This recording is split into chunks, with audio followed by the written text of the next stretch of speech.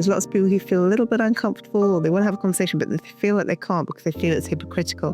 But I think it's part of a very human response to be a hypocrite, for appetites to kind of overcome our misgivings or our emotions, So if you do feel that discomfort, maybe lean into it and ask what you can do.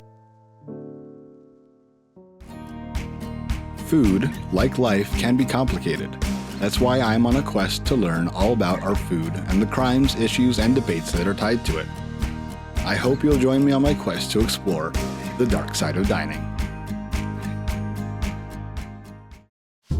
If you're anything like me, you probably eat a lot of meat. From juicy steak and hamburgers to crispy chicken tenders and crunchy bacon, meat consumption permeates modern American diets. However, most of us don't really think about the fact that an animal had to die to give us that tasty meal, or the environmental impact of it, and even fewer of us actually did the killing ourselves. Well, here today I have someone who actually killed everything she ate for a whole 2 years, Louise Gray. She's here to talk all about her experiences and her book, The Ethical Carnivore, but I'll let her introduce herself. Well, my background is I'm an environmental journalist. I'm not a food writer. I write about the environment, but I was pretty burnt out from writing about the environment. Climate change can be a fairly dark and depressing subject. And I left the newspaper I was working for and I went to live in the Highlands of Scotland, which is quite a wild place. And I was eating like venison, deer meat, brought to my door by hunters, local hunters. But I kind of knew that I should be vegan, because that's one of the best things we can do if we want to cut our carbon footprint. Or not one of the best things, but one of the things one can do. And there are relatively few, right, if you care about the environment. But I thought, well, I don't want to not eat this beautiful meat because it's from deer that have been eating the forest. So I decided to only eat animals I killed myself for 2 years. And I wrote a book called The Ethical Carnivore, and it did really well.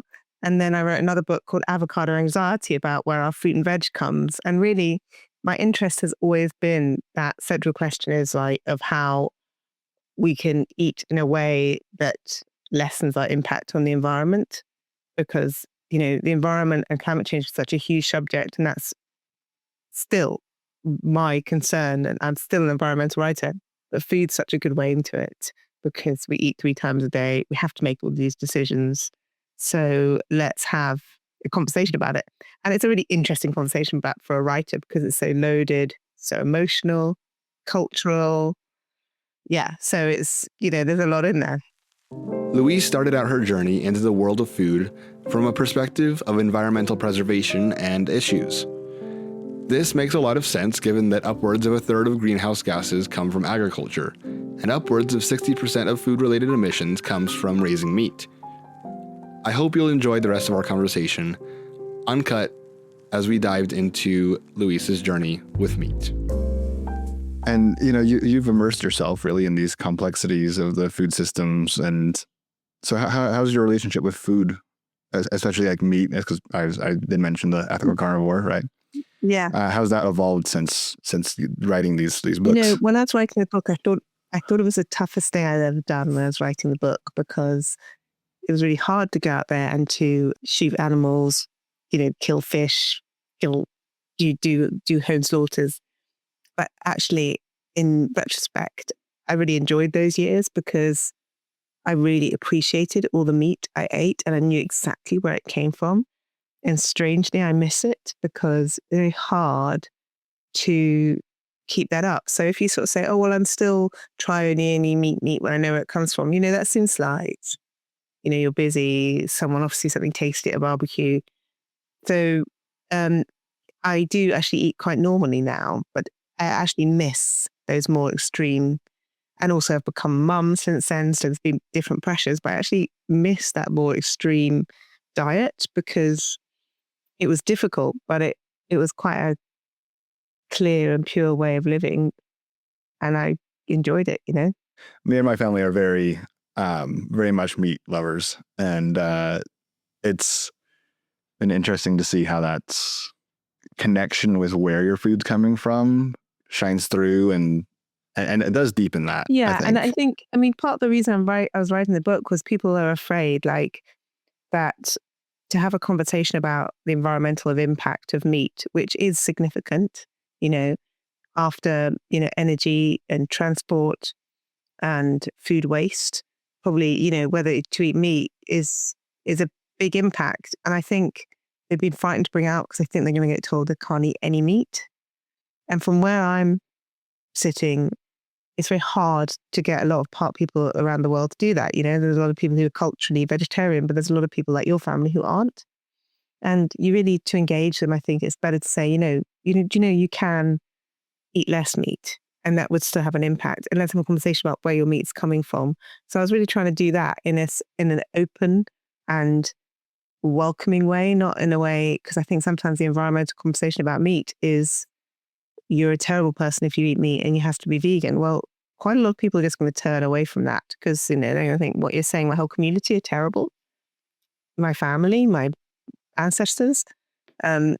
No, we're just saying that, you know, in the planet where we are right now, we can't afford to eat quite so much red meat, and there are lots of alternatives. So let's have a conversation about that.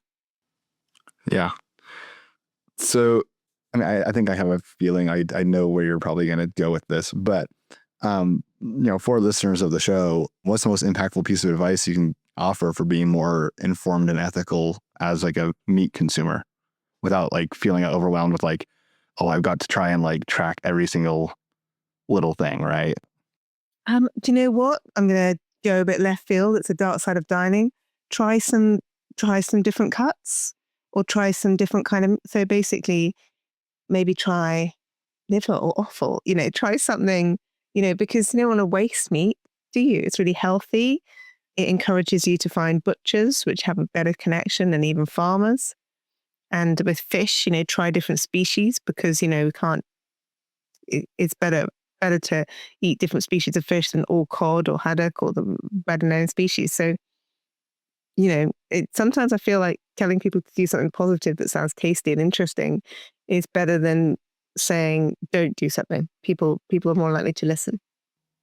Interesting. I was not expecting that. So you share a really powerful story at the start of the Ethical Carnivore about your first experience really killing with the rabbit. Would you mind just kind of sharing that here briefly and talking about the impact it has, you know, now years down the line here? Oh yeah, it's interesting because I haven't thought about that for a long time. And I guess, I mean, when I went into the book, I'm from a family who the men know how to shoot, right? They were taught. And I wasn't, because I'm a woman and I wasn't particularly interested, and it's not something I'm going to go after. It's quite an interesting thing in the States. It's much more common for everyone in the family to know how to shoot and to hunt, right? Especially in the countryside. But so I wanted to learn how to do that and start, you know, where most people start with a rabbit. And I got it wrong. Like, you don't want to give it away, but you know, I didn't do very well at the beginning, and that was really taking responsibility for that. You know, I'm one who pulled the trigger and did it. You know, like made me think right from the beginning about how serious it is to take the life of an animal. You know, and how we should appreciate that and appreciate the whole animal. And I always did it thinking I would learn these skills and keep on doing them. And I do actually occasionally, not very much, but I do occasionally. So it taught me a lot, but I still feel that, you know, I still feel that, not guilt as such, but I accept responsibility, you know, for those. And that doesn't go away. That's still the death of an animal. That was my cause, that I caused. So, and some people have contacted me and said, oh, I want to kill an animal so I know what it's like. And I'm like, that's not, you know, no, because you're not going to do it well. So only do it if you're going to do it as a skill that you're going to take on, because otherwise it's unethical, because you could injure an animal doing it badly. But in the book, I'm trying to do that so you don't have to do that so you can sort of understand what it's like to take on that responsibility, because that's really what you take on when you eat animals. I really like that kind of concept of taking responsibility for like, hey, we even if I didn't directly, kill this cow for the burger I'm eating, right?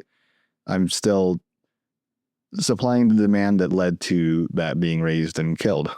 Yeah. So yeah, you are, and I think people who choose to go vegetarian, they don't want to do that. That's fine, but there's lots of people who feel a little bit uncomfortable, or they want to have a conversation, but they feel like they can't because they feel it's hypocritical.